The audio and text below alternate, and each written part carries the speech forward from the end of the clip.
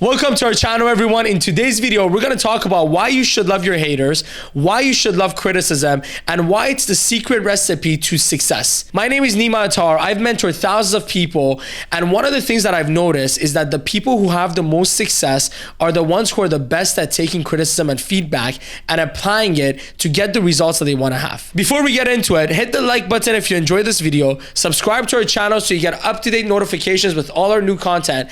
And look, one of the things that I always did when I mentored people is whenever I found content that I believe could help them, I would share it with them as well. So if you're a mentor or if you're someone who knows people who like to improve themselves, share this video with them so they can understand how to handle criticism and haters at the highest level possible. You got to keep something in mind. Most people think that anyone that criticizes them or gives them feedback is a hater.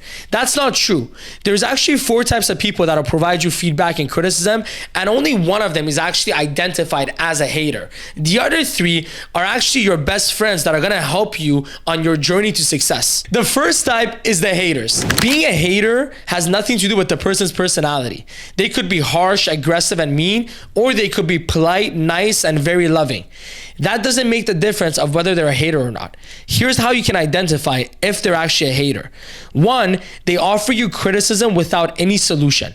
2, they exaggerate your negatives but don't point out any of your positives.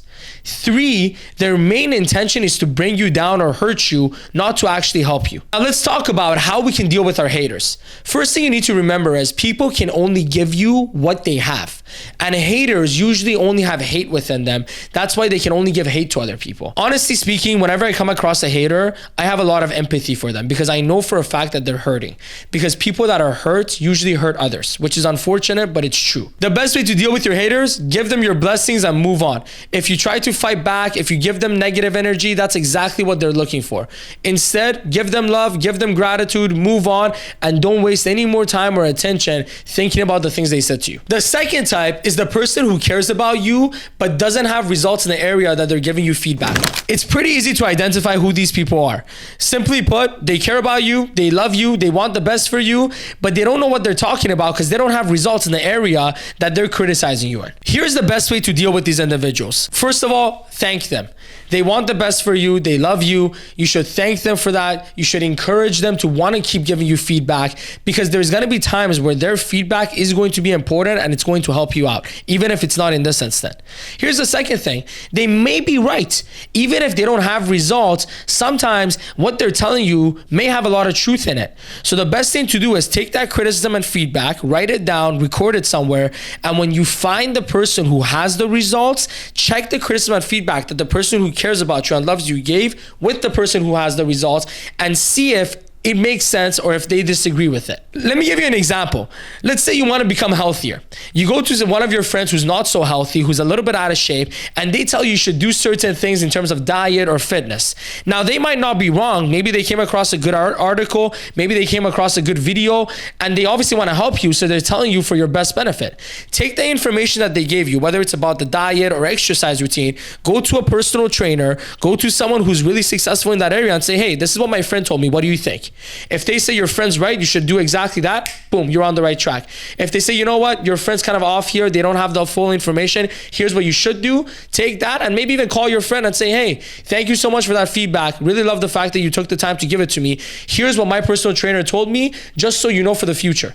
Or even if they're right, you should call them. Hey, I thank you so much for the feedback you gave me. I talked to my personal trainer. You were totally right about what you said.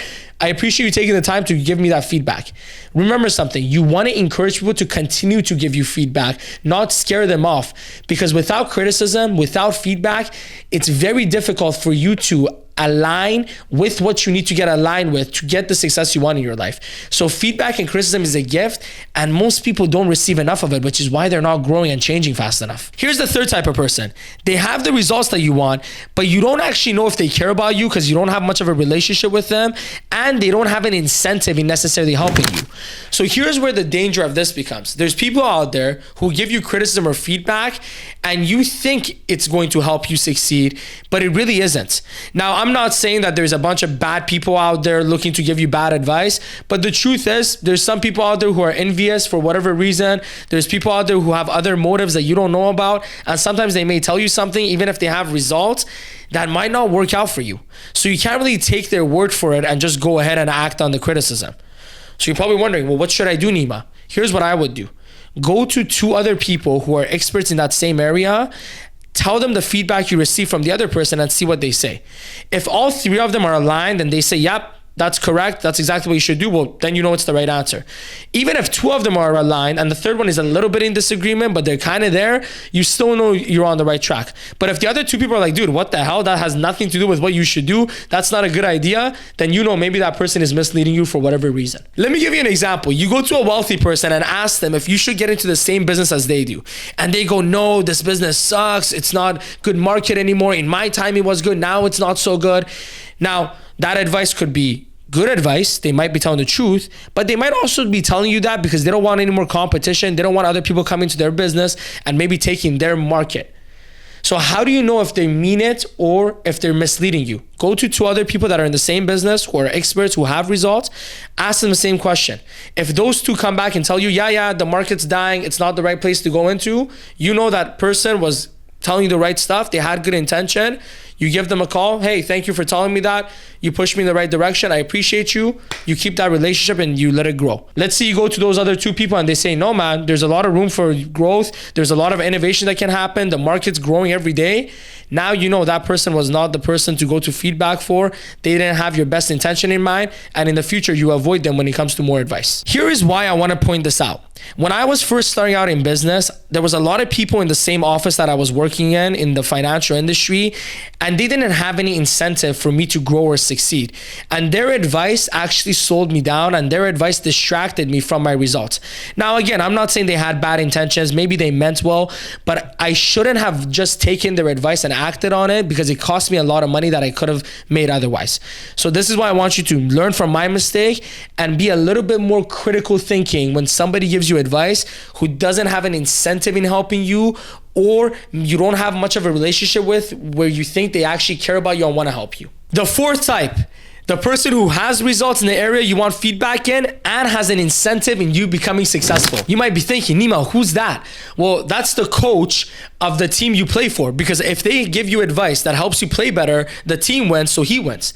That's the mentor whose business you're in, who when they help you succeed and you win, their business grows faster and they win as well. It's the boss you work for who, if you become a better employee for them and you operate better, their business and company grows faster too.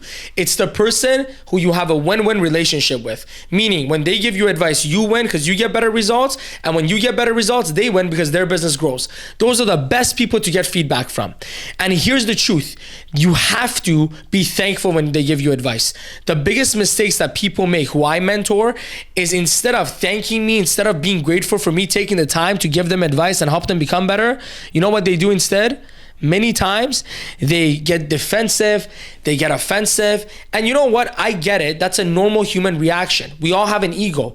And when our ego gets triggered by criticism, we have a tendency to react either defensively, where we start making excuses and justify, or some people have a knack for maybe being a little bit offensive. They start blaming, they start throwing feedback back. Neither of those things encourage that individual to give you more feedback and to help you more. But you want that person who has an incentive, who has a result, to give you as much feedback as possible, because the more they criticize you, the more feedback they give you, the faster you can grow and the faster you can change to get the results that you want. Here's the next thing you should do, and I recommend you do this with anyone that gives you good feedback amongst these 4 categories that I said. I mean, the hater is probably not going to give you much good feedback, but once in a while a miracle happens and they do, you could do the same thing here, which is what? Act on it immediately, change, and then contact that person who gave you the feedback, whether it was the hater, which would be a miracle, or the person who cares about you but doesn't have results, or the person who has the results but doesn't necessarily care about you, or the person we're talking about right now, the person who has the results and an incentive in your success. Why should you update them on how it went? Because then they will know you're the type of person that acts on criticism and feedback, so they know their time didn't get wasted.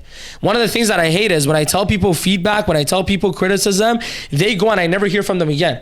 But you know how much I would love for them to send me a message and say, hey Nima, I just wanted to let you know what you told me was great. This is what I did and this is what the results were. Let me know if there was anything else I should do different.